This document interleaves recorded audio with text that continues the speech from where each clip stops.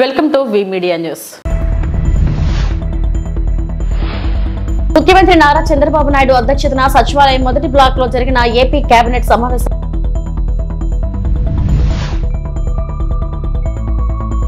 పరిశ్రమల్లో భద్రతపై high level కమిటీని ఏర్పాటు చేస్తాం, హోంమంత్రి అనిత.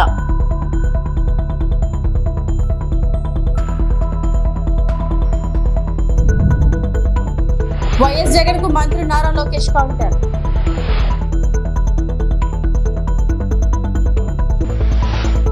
ముఖ్యమంత్రి నారా చంద్రబాబు నాయుడు అధ్యక్షతన సచివాలయం మొదటి బ్లాక్ లో జరిగిన ఏపీ కేబినెట్ సమావేశంలో పాల్గొనడం జరిగింది.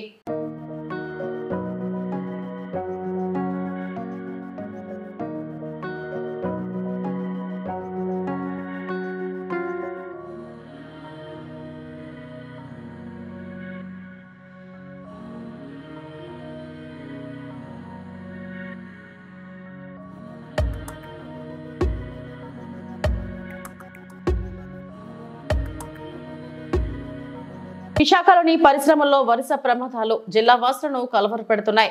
అచ్యుతాపురం ప్రత్యేక ఆర్థిక మండలి పరవాడ ఫార్మా ప్రమాదాలు మరొక ముందే అనకాపల్లి జిల్లా నక్కపల్లి మండలం హెటీరో ఔషధ పరిశ్రమలో మంగళవారం రాత్రి విషవాయువు లీకై 12 మంది అస్వస్థతకు గురయ్యారు. కంపెనీ భద్రతా సిబ్బందిని వారిని అంబులెన్స్ లో నక్కపల్లి ప్రభుత్వ ఆసుపత్రికి తరలించారు. ఈ నేపథ్యంలో ఏపీ హోంశాఖ మంత్రి వంగలపూడి అనిత బాధితులను పరామర్శించారు. అనంతరం మీడియాతో మాట్లాడారు.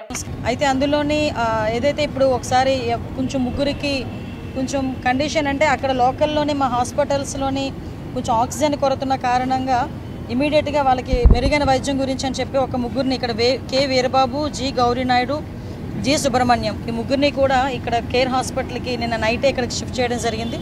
ఇప్పుడే ఒకసారి లోపలికి వెళ్ళి వాళ్ళ ముగ్గురిని కూడా పరామర్శించి అక్కడున్న పల్మనాలజిస్ట్ అదేవిధంగా అక్కడున్న డాక్టర్స్ అందరితో కూడా మాట్లాడడం జరిగింది. యాజ్ ఆఫ్ నౌ వాళ్ళ కండిషన్ అయితే స్టేబుల్గా ఉంది. అయినప్పటికీ కూడా కెమికల్ని వాళ్ళు అది బ్రీత్ అయింది కాబట్టి వాళ్ళు శ్వాసకోశ సంబంధమైన వ్యాధులు రాకుండా ఒక 48 అవర్స్ వాళ్ళని అబ్జర్వేషన్లో ఉంచి ఫర్దర్గా ఎటువంటి ఇబ్బంది లేకుండా వాళ్ళని చూసుకోవాల్సిన బాధ్యత కూడా తీసుకోమని చెప్పాము. అక్కడ వాళ్ళని అడిగిన తర్వాత వాళ్ళ లోపల ఉన్న వాళ్ళ పేషెంట్స్ని కూడా అడగడం జరిగింది. ఏం జరిగిందని అడిగిన తర్వాత వాళ్ళు ఏదైతే క్యాంటీన్కి వెళ్తున్నారో క్యాంటీన్కి వెళ్ళేటప్పుడు ఈ వేపర్స్ అనేవి రావటం, వేపర్స్ ఎక్కడ లీక్ అయిందని చెప్పి గమనించడం, ఇమీడియట్గా అక్కడ వెంటనే రెస్పాండ్ అయ్యి ఈ సోడియం హైపోక్లోరైడ్ అక్కడ లీక్ అవ్వడం వల్ల ఇలా జరిగిందని చెప్పేసి ప్రైమరీ ఇన్వెస్టిగేషన్లో ఒక హెట్రో కంపెనీ వాళ్ళు కానీ అదేవిధంగా అక్కడ లోపల ఉన్న పేషెంట్స్ కానీ చెప్పడం జరిగింది. దీని మీద ఇంకొంచెం కూలంకషంగా కూడా దర్యాప్తు చేయడానికి కూడా మేము రెడీగా ఉన్నాము. దానికి కంపెనీ వాళ్ళ దగ్గర నుంచి కూడా మేము సహాయ సహకారాలు కోరుకుంటున్నాం. ఎందుకు క్లియర్గా చెప్తున్నామంటే ఈ మధ్యకాలంలోని ఎక్కడో అక్కడ ఈ ఫార్మా కంపెనీస్లో వారానికి ఒక ఇన్సిడెంట్ అనేది ఎక్కడో ఒకటి జరగడం అనేది మనం చూస్తున్నాం. మ్యాక్సిమం యాక్చువల్గా కలెక్టర్ గారు నేను కలిపి రీసెంట్గానే ఒక మీటింగ్ కూడా కండక్ట్ చేసి వాళ్ళకి ఈ సేఫ్టీ పర్పస్లో కానీ పొల్యూషన్ పర్పస్లో కానీ సెక్యూరిటీ పర్పస్లో కూడా వాళ్ళందరికీ కూడా ఒకసారి మాట్లాడదాం అనుకునే లోపు ఎలక్షన్ కోడ్ రావడం జరిగింది. యాక్చువల్గా 4th మీటింగ్ పెట్టుకున్నాం మేము. ఎలక్షన్ కోడ్ వల్ల మేము అది వాయిదా వేసుకున్నాము. మంత్ ఎండ్కి కూడా అది మళ్ళీ మీటింగ్ పెట్టుకుంటాం. కంపల్సరీగా రాబోయే అంటే ఇప్పుడు ఫార్మా కంపెనీస్ అనేసరికి ఇటువంటి చిన్న ఇన్సిడెంట్లు జరగడం వల్ల ఫర్దర్గా వచ్చే ఫార్మా కంపెనీస్ విషయంలోనే కూడా ప్రజలకు ఒక భయాందోళనలు కలిగే పరిస్థితి కూడా ఉన్నాయి. అటువంటివి ఏమీ లేకుండా సేఫ్టీ మెజర్స్ అన్నీ కూడా తీసుకొని ఈరోజు ఫార్మా కంపెనీస్ నడిపే పరిస్థితి కూడా ఈరోజు ఈ గవర్నమెంట్ తీసుకుంటుంది. నేను ఒకసారి మాట్లాడతాను. యాక్చువల్గా రౌడీ షీటర్ అతను, మీరు ఎవరైతే చెప్పారో అతను రౌడీ షీటర్. ఆ రౌడీ షీటర్ కూడా మనకి మ్యాక్సిమం అరెస్ట్ కూడా చేయడం జరిగింది. రౌడీ షీటర్ని కూడా అరెస్ట్ చేయడం జరిగింది. మీరు అబ్జర్వ్ చేయాలంటే ఇటువంటి ఫర్దర్గా ఇప్పుడు జరగకుండా చేయడానికి యాక్చువల్గా సీసీ కెమెరాస్ అన్ని ఏర్పాటు చేయాలి అని చెప్పి ఇక్కడే కాదండి, మేమైతే ఓవరాల్గా స్టేట్ మొత్తం మీద 1,00,000 సీసీ కెమెరాలు ఏర్పాటు చేయాలని ఒక కృత నిశ్చయంతో ఉన్నాము. టార్గెట్ కూడా పెట్టుకున్నాం. ఇలాంటి హాస్పిటల్ ఏరియాస్లో ఓన్లీ కేజెస్ అనే కాదండి, ఈవెన్ దో మనకి ప్రైవేట్ హాస్పిటల్స్లో కూడా వాళ్ళు ఎంచుకున్న సీసీ కెమెరాస్ తాలూకా ఫుటేజ్ కూడా మాకు ఇవ్వమని చెప్పేసి డిపార్ట్మెంట్ వాళ్ళని కూడా మేము అడుగుతున్నాం. ఫర్దర్గా ఎందుకంటే రేపు పొద్దున్న వాళ్ళ మీద ఏదైనా అటాక్ జరిగినా ఫర్దర్గా వాళ్ళకి తెలియకుండా ఏదైనా ఇన్సిడెంట్ జరిగినా ఇమీడియట్గా రెస్పాండ్ అవ్వడానికి. ఇప్పుడు మీరు మొన్న సీసీ కెమెరాలో ఇంచుమించుగా చెప్పాలంటే కాపాడినాయి. మొన్న ఈ ఇన్సిడెంట్ నుంచి బయటకు వచ్చామంటే ఆ సీసీ కెమెరాలో కాపాడినాయి. ఫర్దర్గా ఇప్పుడు విషయం ఏంటంటే మొత్తం రౌడీ షీటర్లు అందరి మీద కూడా వాళ్ళ తాలూకా మూమెంట్స్ మీద కూడా మేము దృష్టిలో పెట్టుకున్నాం. అంటే డిపార్ట్మెంట్ వాళ్ళందరికీ కూడా ఇన్స్ట్రక్షన్ ఇవ్వడం జరిగింది. ఎవరైతే రౌడీ షీటర్స్ ఉన్నారో రౌడీ షీటర్స్ తాలూకా మూమెంట్ ఎలా ఉంది, వాళ్ళు ఏం చేస్తున్నారు, వాళ్ళు ఎక్కడికి వెళ్తున్నారు, ఆ మూమెంట్ మీద కూడా మేము ఆల్రెడీ దృష్టి పెడుతున్నాము. ఫర్దర్గా కూడా ఇటువంటి జరగకుండా చూసుకుంటాం. డెఫినెట్గా నేను కేజీహెచ్ వాళ్ళతో కలెక్టర్ గారితో కూడా కూర్చొని ఎంతవరకు సీసీ కెమెరాలు పనిచేస్తున్నాయి, ఇవన్నీ కూడా నేను దగ్గరుండి పర్యవేక్షించుకుంటాను. డ్రోన్స్ని ఏర్పాటు చేసుకొని ఈ డ్రోన్స్ ద్వారా కూడా కల్టివేషనే లేకుండా చేస్తున్నాం. అంటే మూలాల నుంచి మేము పైకి తీసుకొచ్చే ప్రయత్నం చేస్తున్నాం. కాబట్టి ఆ డ్రోన్స్ని ఉపయోగిస్తున్నాము, సీసీ కెమెరాలు ఉపయోగిస్తున్నాము. ముఖ్యంగా ఈ లా అండ్ ఆర్డర్ విషయంలోనే కానీ, రేపొద్దున్న క్రిమినల్స్ని పట్టుకునే విషయంలోనే కానీ, ఇన్వెస్టిగేషన్ విషయంలోనే కానీ విజిబుల్ పోలీసింగ్ అయినా ఇన్విజిబుల్ పోలీసింగ్ మీద ఎక్కువ ఆధారపడేటట్టుగా మేము చేస్తున్నాం. ఎందుకంటే పోలీసులు ఎంతవరకు పని చేయగలరు అంతవరకు పనిచేసినా మిగతాదంతా కూడా సీసీ కెమెరాలు, డ్రోన్స్, సర్వేలెన్సెస్లో కనుక ఉంటే ఫర్దర్గా కూడా ఎటువంటి ఇబ్బంది రాదనే ఉద్దేశంతోనే మేము పనిచేస్తున్నాం. బెయిల్స్ రావడానికి కూడా చెప్పాను కదా, గాంజా కేసు అంటేనే బెయిల్స్ కూడా రావు. సో చాలామంది ఎస్టీ యువకులు ఇంచుమించు మీరు అన్నట్టు మన విశాఖపట్నం సెంట్రల్ జైల్లో ఉన్న వాళ్ళలో 50% ఎన్డీపీసీ కేసెస్ వాళ్ళు. సో వాళ్ళందరినీ కూడా పరిస్థితి ఎలా అయిపోయిందంటే వాళ్ళందరినీ బయటికి పంపిస్తే వాళ్ళు ఎలా చేస్తారు, అలాగని బయటికి పంపించేదానికి బెయిల్స్ కూడా వాళ్ళకి రావాలి. బట్ బెయిల్స్ వచ్చే పరిస్థితులు కూడా కనిపించట్లే. బెయిల్ వచ్చిన తర్వాత కూడా వాళ్ళు మంచి ప్రవర్తనతో ఉంటే ప్రభుత్వం ఏదైనా సహాయ సహకారాలు అందిస్తుంది. మళ్ళీ తిరిగి వాటి మీద కొంచెం అధ్యయనం జరుగుతుందంటే మేము కూడా ఒకసారి దాని మీద కూడా కొంచెం ఎంక్వైరీ వేసుకుంటున్నాము. దాని ప్రకారంగా చేస్తాము. యాక్చువల్గా పొల్యూషన్ కంట్రోల్ బోర్డుకి సంబంధించి కూడా మేము లాస్ట్ టైం మాట్లాడినప్పుడు ఏదైతే పైప్ లైన్ ఎంతవరకు వెళ్ళింది సముద్రంలోకి, అంటే సముద్రం లోపల వరకు వెళ్ళిపోతే ప్రాబ్లం ఉండదు. ఈ సముద్రం బయట వరకు వెళ్ళి మనం అక్కడ ఆగిపోతే కనుక అక్కడ ఉన్న మత్స్య సంపదకి కానీ చుట్టుపక్కల వాటర్ రిసోర్సెస్ కానీ కొంచెం కంటామినేట్ అయ్యే పరిస్థితి ఉంది. సో డెఫినెట్గా మేము ఆల్రెడీ వైఎస్ జగన్ కు మంత్రి నారా లోకేష్ మరోసారి గట్టి కౌంటర్ ఇచ్చారు. జగన్ గత 5 ఏళ్ల పాలనని ప్రజలు ఇంకా మర్చిపోలేకపోతున్నారని చురకలంటించారు. పెట్టుబడులపై చర్చకు రావాలంటూ జగన్ కు లోకేష్ సవాల్ విసిరారు. వైకాపా పాలనలో ప్రశ్నించిన వారిపై ఇష్టానుసారంగా అక్రమ కేసులు పెట్టారని గుర్తు చేశారు. నుంచి కోలుకోలేకపోతున్నారు స్వామి. ఎంతమంది దళితులు చంపారండి, ఎంతమంది బడుగు బలహీన వర్గాలు చంపారు, ఎంతమంది మైనారిటీ సోదరులు చంపారు గత ప్రభుత్వంలో. ఇక్కడున్న నాయకులందరిపైన కేసులు పెట్టారు. ప్రజలకి స్వేచ్ఛ ఎక్కడుండేది గత ప్రభుత్వంలో. మేము బయటికి రావాలనుకుంటే మా గేట్లకే తాడు కట్టారు కదా అన్నాడు. నా పైన 23 కేసులు పెట్టారు. అటెంప్ట్ మర్డర్ కేసు పెట్టారు, ఎస్టీఎస్టీ కేసు పెట్టారు. శాశ్వత భూ హక్కు చట్టం అని తీసుకొచ్చి ప్రజల భూముల్ని కాజేయడానికి ప్రయత్నించారు. ప్రజలు మర్చిపోయారనుకుంటున్నారా? ఆయన ఎవరు మర్చిపోలేదు. ఎన్నికల ముందర కూడా నా ఎంట్రీగా ఎవరు పీకలేరు అన్నారు. ఏమైంది? ప్రజలు ఎన్ని ఎంట్రీలు పీకారో చెప్పండి. So let the process get completed. It will be followed by action because it is a promise we made to the people. In almost 90 meetings I spoke about my red book, sir. I showed my red book. People have endorsed my red book. అది confidential report sir. అది కేవలం నాకు మా అధ్యక్షుల వారి మధ్యలో ఉంటుంది sir. చెప్పండి. Any other questions? ఇప్పుడు నేను సూటిగా గౌరవ మాజీ ముఖ్యమంత్రి గారిని, పులివెందుల ఎమ్మెల్యే గారిని ప్రశ్నిస్తున్నాను. 5 సంవత్సరాల్లో మీరు తీసుకొచ్చిన పెట్టుబడులు ఎన్ని గ్రౌండ్ అయినాయి? మేము 8 నెలల్లో తీసుకొచ్చిన పెట్టుబడులు ఏంటి? చర్చకి నేను సిద్ధం, ఆయన సిద్ధమా? మళ్ళీ కోడిగుడ్డుని పంపిస్తాడు. మాకు కోడిగుడ్లు వద్దు, మాకు ఆమ్లెట్లు వద్దు, డైరెక్ట్గా ఆయన రమ్మనండి, ఐఎమ్ రెడీ టు టాక్. నేను ఎక్స్ప్లెయిన్ చేస్తాను. ఇప్పుడు ఆర్సిలర్ మిత్తల్ ప్రాజెక్ట్ నేను 2019లో కలిసా ఆదిత్య మిత్తల్ని. 2019లో డావోస్లో టీసీఎస్ వాళ్ళ బూత్ బయట కలిసి ఆనాడు చెప్పి ఆంధ్ర రాష్ట్రానికి రాండి అని. ఎన్డీఏ ప్రభుత్వ అధికారులకు వచ్చినంటే నేను ఫోన్ చేశాను, బాస్ 5 years అయింది, మీరు వేరే రాష్ట్రానికి వెళ్దాం అనుకున్నారు, అక్కడ ఏం అవ్వలేదు, వచ్చేయండి, వేరే రెడీ. ఒక్క జూమ్ కాల్తో కదిలిందండి ఆ ప్రాజెక్ట్. సో ఇప్పుడు మీరు అడగచ్చు 2019లో వెళ్ళిన ఖర్చులు దండగానా? నేను సూటిగా ప్రశ్నిస్తున్నాను మిమ్మల్ని. ఆంధ్ర రాష్ట్రాన్ని నేను ప్రమోట్ చేయాలండి. ఇప్పుడు అక్కడ పారిశ్రామికవేత్తలందరూ నన్ను ఏమడుగుతున్నారు, మీరు గ్యారెంటీ ఇస్తారా జగన్మోహన్ రెడ్డి అనే వ్యక్తి మళ్ళీ గెలవడాన్ని? ఎందుకంటే పీపీఎల్ రద్దు చేశారు, అమర్ రాజా లాంటి కంపెనీని తరిమేశాడు, అనేక కంపెనీలు హెరాస్ చేశారు, సకాలంగా కరెంటు బిల్లు మన కరెంట్ కూడా అందించలేదు, పవర్ హాలిడేస్ ప్రకటించారు. ఇండస్ట్రీ చాలా నష్టపోయిందండి ఆంధ్ర రాష్ట్రంలో. ఇప్పుడు అదంతా రివైవ్ చేసేదానికి మేము కష్టపడుతున్నాం, బ్రాండ్ని రివైవ్ చేసేదానికి కష్టపడుతున్నాం. ఈరోజు మహారాష్ట్ర మాతో పోటీ పడుతుంది, తెలంగాణ మాతో పోటీ పడుతుంది, తమిళనాడు మాతో పోటీ పడుతుంది.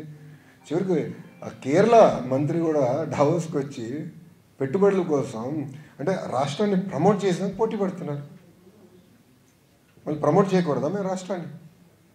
It is a responsibility, we will promote. అని మీరు చూస్తారు కదా రాబోయే 12 నెలల్లో మీకు ఎలాంటి పెట్టుబడులు రాబోతున్నాయి, ఎక్కడ వస్తాయో మీరు చూస్తారు కదా.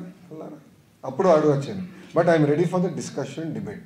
5 సంవత్సరాలు ఆయన తీసుకొచ్చాడు, 8 నెలలు మేము తీసుకొచ్చాం. ఆయన తీసుకొచ్చిన కనుక 2x పెట్టుబడులు మేము తీసుకొచ్చాం. We have grounded the projects, we're moving exceptionally fast.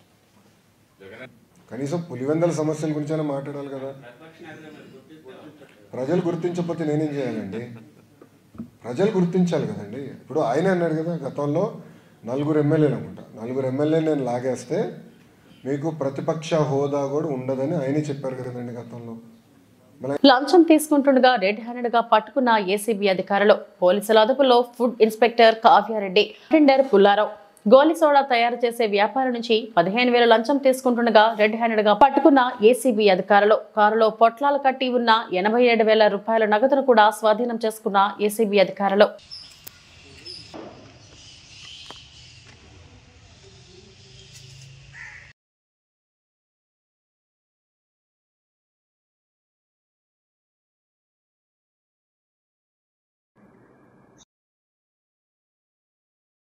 Eluru మండలం కాట్లపాడు గ్రామానికి చెందిన నంబూరి గోకుల్ అనే కుర్రాడు, తనకి మరణాత ఎంటర్ప్రైజెస్ అనే ఒక బిజినెస్ ఉందని, దాంట్లో ఊప్స్ గోలీ సోడా అనే గోలీ సోడాలు తయారు చేసి షాపులకు విక్రయిస్తానని చెప్పేసి చెప్పాడు. అతను గత సుమారు 10 నెలలుగా ఆ బిజినెస్లో ఉన్నట్టు. రీసెంట్గా ఏలూరు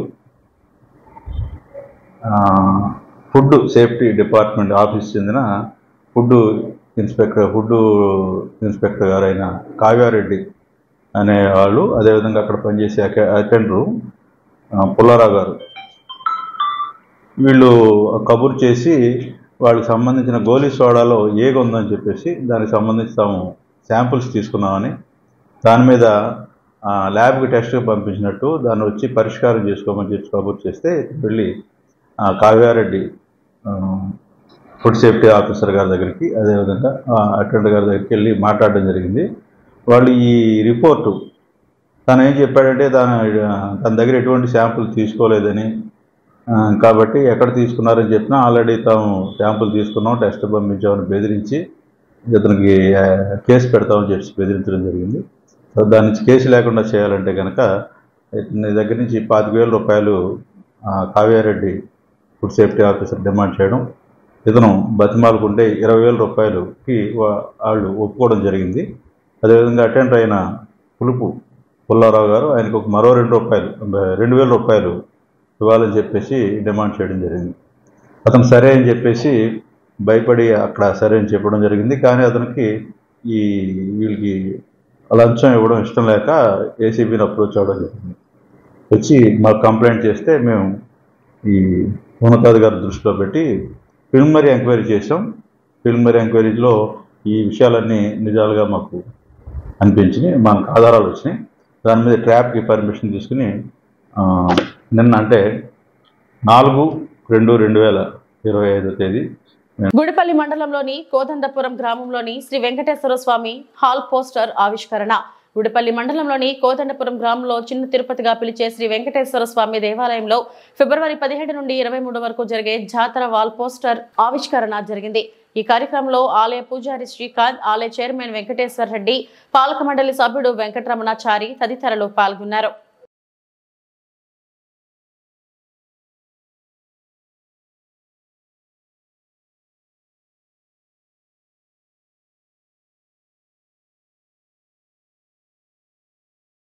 నంద్యాల జిల్లా బనగానపల్లి మండలం శ్రీ యాగంటి ఉమామహేశ్వర స్వామి శివరాత్రి బ్రహ్మోత్సవాల సందర్భంగా బనగానపల్లి పట్టణం పొదుపు భవనంలో అధికారులతో ఆలయీఓ చంద్రుడు ఆధ్వర్యంలో సమీక్ష సమావేశాన్ని నిర్వహించారు.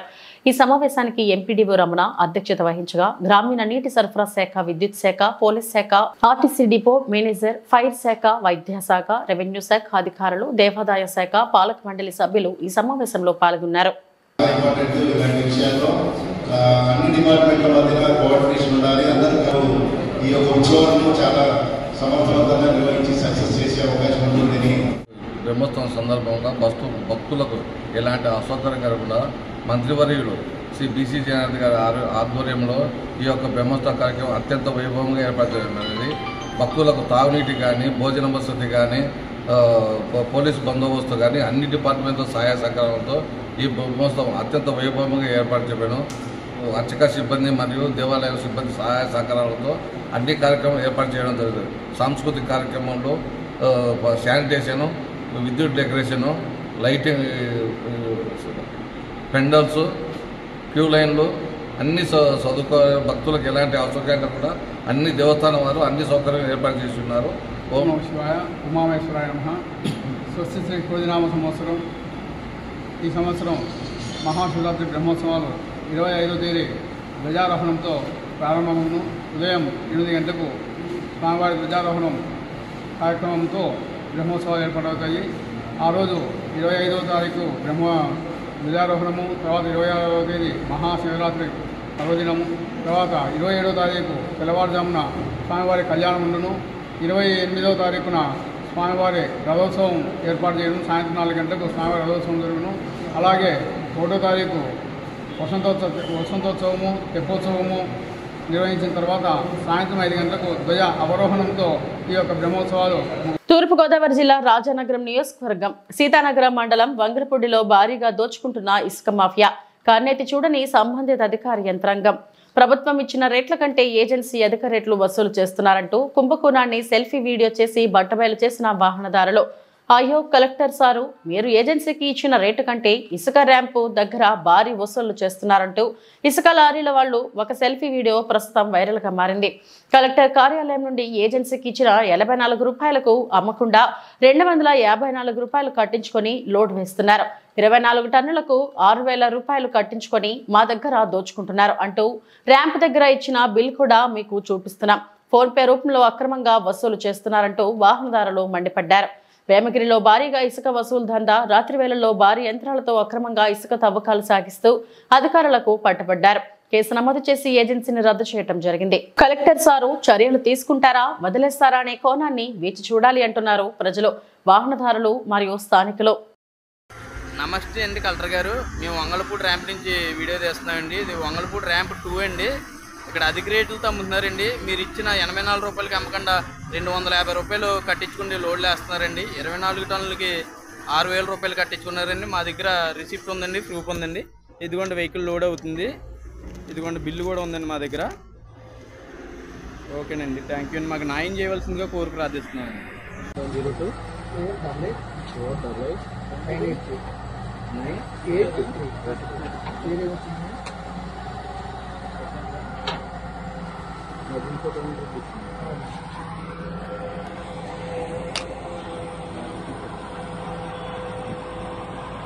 24 టన్నులు ఎంత అమౌంట్?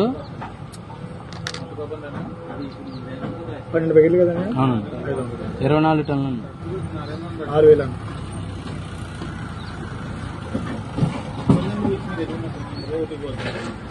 టన్ 250 అన్నా? అవునండి.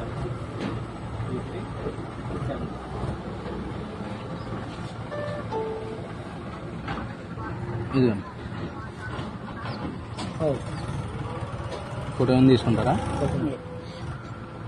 టైం అవుట్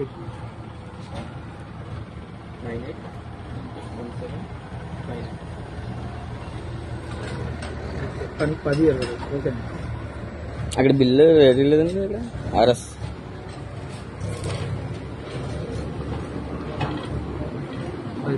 ఇదిగోండి 12 ప్యాకెట్ అనే అమౌంట్ రాయలేదన్నా మరి దీని మీద? అమౌంట్ బిల్ మీద ఎందుకంటే మేము బకెట్ వేస్తున్నాం కదా, అమౌంట్ ఎందుకంటే అమౌంట్ కూడా కదా. మరి అమౌంట్ ఎంత తీసుకున్నారని ఫోటో పెట్టుకోవాలి కదండి మాకు. ఇంకా అది మీరు చెప్పడమేనా? ఇక్కడేమో 12-18 ప్యాకెట్లు వేస్తారు, 12 వేస్తారు. ఎక్స్ట్రా రాయించుకోలే కానీ అది మనం అది మీ బకెట్ లెక్క. మరి అమౌంట్ రాయాలి కదన్నా దీని మీద. అవునా, మీరు మామూలు బకెట్ లెక్క మీరు చెప్పేసుకోండి అన్న పైకి. బకెట్ లెక్క కాదు కదా, మాకు ఎంత తీసుకున్నారు అమౌంట్ అని తెలియాలి కదన్నా. మరి పశ్చిమ గోదావరి జిల్లా నరసాపురం నియోజకవర్గ తెలుగుదేశం పార్టీ ఇన్ఛార్జ్ పోతూరి రామరాజు ఆధ్వర్యంలో పార్టీ కార్యాలయం నందు పట్టభద్రుల ఎమ్మెల్సీ ఎలక్షన్స్ పై ముఖ్య సమావేశం జరిగింది.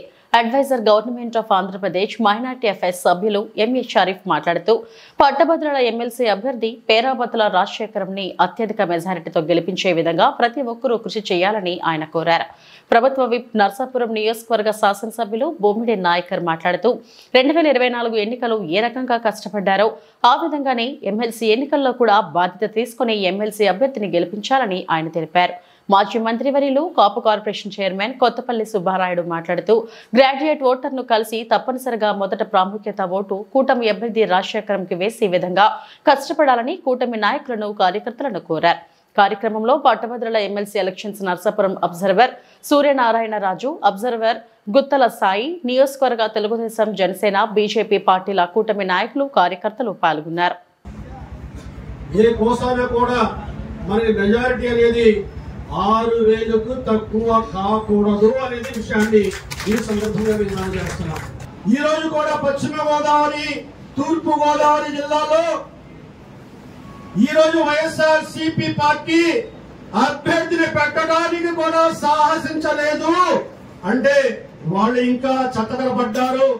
ఈ రోజు నిలదొక్కలేని పరిస్థితులు ఉన్నారు, బలహీనంగా ఉన్నారని మనకు తెలుస్తుంది. చంద్రబాబు నాయుడు గారు, అదే రకంగా లోకేష్ గారు పరిస్థితులు సాధించడానికి ఈనాడు ప్రయత్నాలు చేస్తున్నారు. 42 పరిశ్రమలు 6,33,000 కోట్ల రూపాయలు పెట్టుబడి ఈ రాష్ట్రానికి రావటం జరిగింది.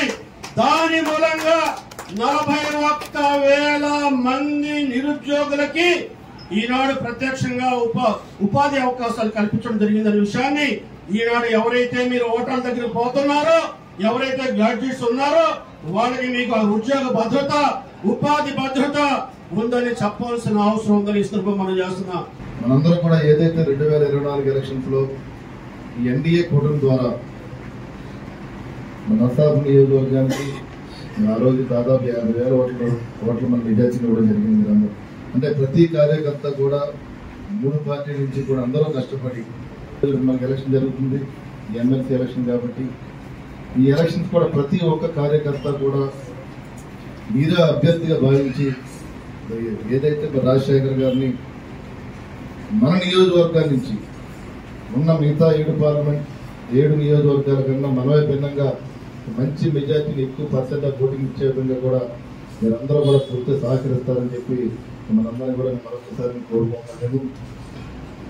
మీరు ఏదైతే గ్రాడ్యుయేషన్ ఎలక్షన్స్ లో కూడా మీరు ఎలక్షన్ ఓటర్ దగ్గరికి వెళ్ళేటప్పుడు కూడా మీరు కొన్ని విషయాలు కూడా చెప్పవలసిన అవసరం ఉంది. నిరుద్యోగి ఉంటుంది ఇక్కడ, వారికి కూడా మెగా డిఎస్సీ ఏదైతే మనం అనుకున్నామో మరి కూటమి వచ్చిన తర్వాత కూడా గౌరవ ముఖ్యమంత్రి చంద్రబాబు నాయుడు గారు వాటి మీద సంతకం పెట్టి మార్చిలో ఏదైనా అవకాశం ఉంటే కనుక వారందరూ కూడా మెగా డిఎస్సీ నియామకాలు వచ్చే విధంగా కూడా ఈ ఎన్డీఏ ప్రభుత్వం ఉంటుందని చెప్పి మీరు అందరూ కూడా ఎక్స్ప్లెయిన్ చేయాల్సిన అవసరం ఉంది. ప్రతి అంశం కూడా ఏదైతే ఎన్డీఏ కూటమి మనం చేసే పనులు ఏదైతే ఉన్నాయో అది ప్రతిదీ కూడా మీరు ఆ ఓటర్ దగ్గరికి వెళ్ళి మీరు 1-2 సార్లు మీరు కన్విన్స్ చేసుకుంటే కనుక ఓటింగ్ అంతా కూడా మనకు వస్తుంది. కాబట్టి దాన్ని మీరందరూ కూడా మరి ప్రతి కార్యకర్త కూడా సహకరించవలసిన అవసరం ఉందని చెప్పి ఈ సందర్భంలో అందరినీ కూడా నేను కోరుకున్నాను. నేను ఈ నెల 27వ తారీఖున జరిగేటువంటి ఏదైతే ఎమ్మెల్సీ ఎన్నిక ఉందో, గ్రాడ్యుయేట్స్ ఎమ్మెల్సీ ఎన్నిక నిమిత్తం మన అభ్యర్థి అయినటువంటి రాజశేఖర్ గారిని మనం అందరూ కూడా అత్యధిక మెజార్టీతో గెలిపించాలని మన పార్టీల యొక్క అధిష్టానాల యొక్క ఆదేశం మేరకు ఈ రోజున ఇక్కడ ఈ మీటింగ్ మనం ఏర్పాటు చేసుకోవడం జరిగిందని సందర్భంగా నేను మీ అందరికీ కూడా తెలియపరుస్తున్నా. ఈ రోజున కూటమి ప్రభుత్వాన్ని కనుక మనం ఆలోచన చేసినట్టయితే మోడీ గారు కానీ, పురంధేశ్వరి గారు కానీ, చంద్రబాబు నాయుడు గారు కానీ, లోకేష్ బాబు గారు కానీ, పవన్ కళ్యాణ్ గారు కానీ, నాగబాబు గారు కానీ మరి ఈ రోజున వీళ్ళందరూ కూడా బలమైనటువంటి నాయకత్వం ఈ రోజున రాష్ట్ర స్థాయిలో, దేశ స్థాయిలో మనకు ఉన్నటువంటి విషయాన్ని ఇక్కడ మనం అందరూ కూడా గమనించాలి. ఇంత బలం, ఇంత శక్తి సమాచారాలు మనకు ఉన్నప్పుడు ఏ విధంగా మన పోరాట పట్టుకొని మనం చూపెట్టాలి, ఏ విధంగా మన అభ్యర్థికి మనం నెగ్గాలంటే ఒకటే చెప్తున్నాను, నెగ్గడం ఎలాగా నెగ్గుతాం. మన అందరికీ కూడా సరైనటువంటి రీతిలో మనం అందరూ కూడా 100% కష్టపడి పనిచేస్తే, మనం అందరూ కూడా 100% కమిట్మెంట్ గా పనిచేస్తే మనమే అభ్యర్థులుగా మనం అందరం కూడా కష్టపడి పనిచేస్తే మన అభ్యర్థి మొదటి రౌండ్లోనే నెక్కి తీరాలని సందర్భంగా నేను మీ అందరికీ ఇవి ఇప్పటివరకు నా బులెటిన్ అప్డేట్స్. నమస్తే.